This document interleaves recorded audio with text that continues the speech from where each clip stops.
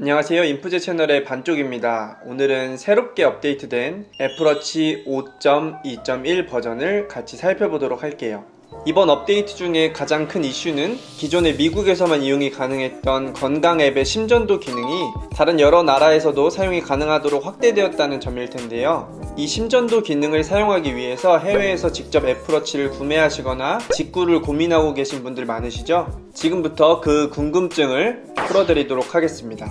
결론부터 말씀드리면 아쉽게도 아직까지는 국내에서는 지원이 되지 않지만 제가 지금부터 설명해드릴 이 방법이 적용이 가능하신 분들에 한해서 국내에서도 심전도 기능을 이용하실 수 있으니까 영상 끝까지 시청해 주시고요. 이 방법을 사용하지 못하시더라도 앞으로 점차 발전되고 지원이 가능하게 될 이 심전도 기능에 대해서 같이 알아보고 또한 이번 업데이트를 통해서 추가된 재밌는 기능에 대해서 같이 알아보도록 할게요. 실제로 해외에서는 이 애플워치 덕분에 목숨을 구한 사례가 꽤 많다고 하죠.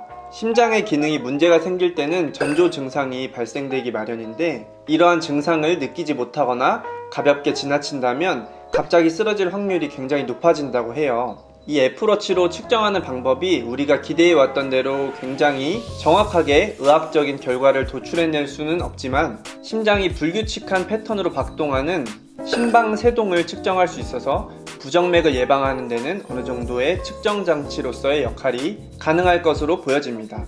따라서 평소에 건강검진을 통해서 자신의 건강 상태를 잘 이해하고 계신 분들이 이 기능을 적절히 활용한다면 꾸준히 본인의 건강 상태를 체크하는 습관을 들일 수 있기 때문에 굉장히 유용한 건강관리를 이 애플워치를 통해서 간단하게 하고 계시다고 볼 수 있겠죠.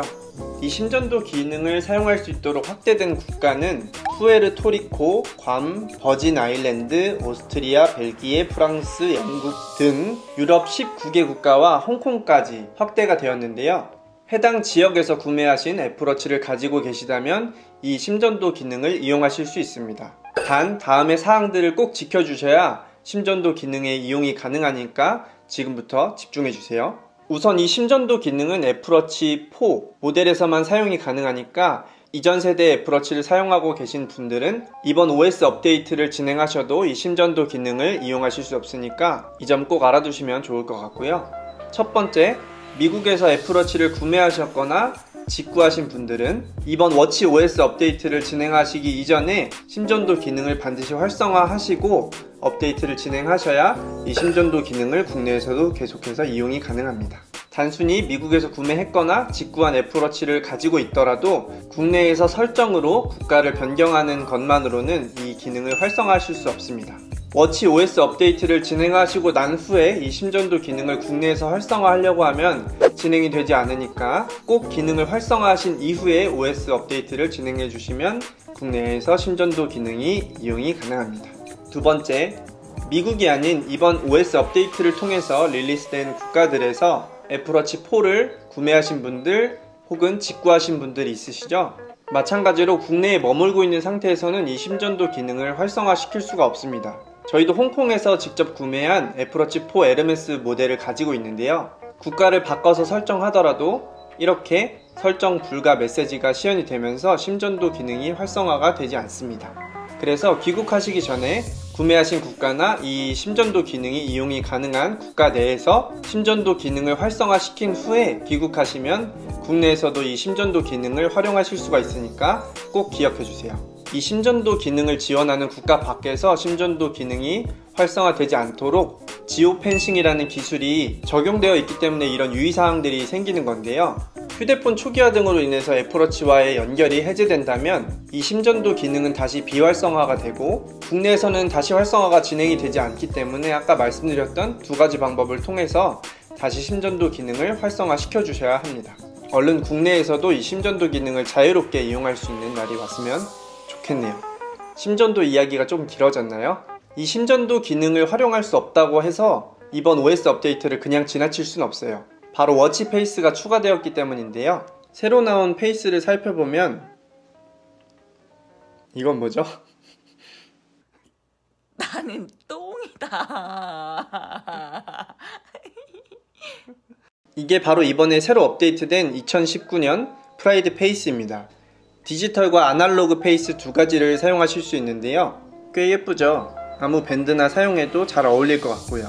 저는 깔끔한 걸 좋아하는 스타일이라 형형색색의 페이스를 선호하지 않는 편인데 이건 나름 괜찮은 것 같아요. 이렇게 크라운을 돌려주면 적용되는 애니메이션이 재미있는 포인트가 되기도 하네요.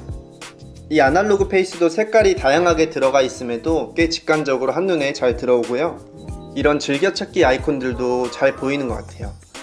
또 이렇게 시계가 새로 밝혀질 때마다 메인 색상이 변경되니까 일관된 페이스를 쉽게 진료하시는 분들도 꽤 만족할 만한 포인트가 될 것 같아요. 지금까지 새로 나온 페이스까지 소개를 해드렸는데요. 지난번에 추가된 에르메스 페이스도 궁금해하시는 분들이 많아서 한번 같이 소개해 보도록 할게요. 기존의 에르메스 페이스는 시간에 따라서 분침이 움직이고 화면 색상이 같이 회전하면서 시간을 직관적으로 확인할 수 있게 도와주는 페이스였죠. 새로 추가된 에르메스 페이스는 그리디언트 워치 페이스가 적용되면서 핑크와 블루 계열의 페이스가 추가되었습니다. 또한 이와 찰떡인 가죽 밴드까지 추가되면서 많은 분들의 구매 욕구를 샘솟게 만들었죠. 근데 가격이 너무 비싸요. 지금까지 애플워치 4 모델로 국내에서도 심전도 기능을 이용할 수 있는 두 가지 방법과 이번 워치 OS 업데이트를 통해서 이용할 수 있는 기능들에 대해서 같이 살펴보았는데요.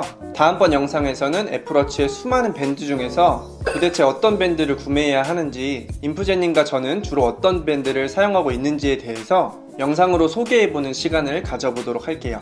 지금까지 시청해주셔서 감사드리고요. 영상이 도움이 되셨다면 좋아요와 채널 구독하기도 부탁드릴게요. 그럼 오늘도 행복하세요.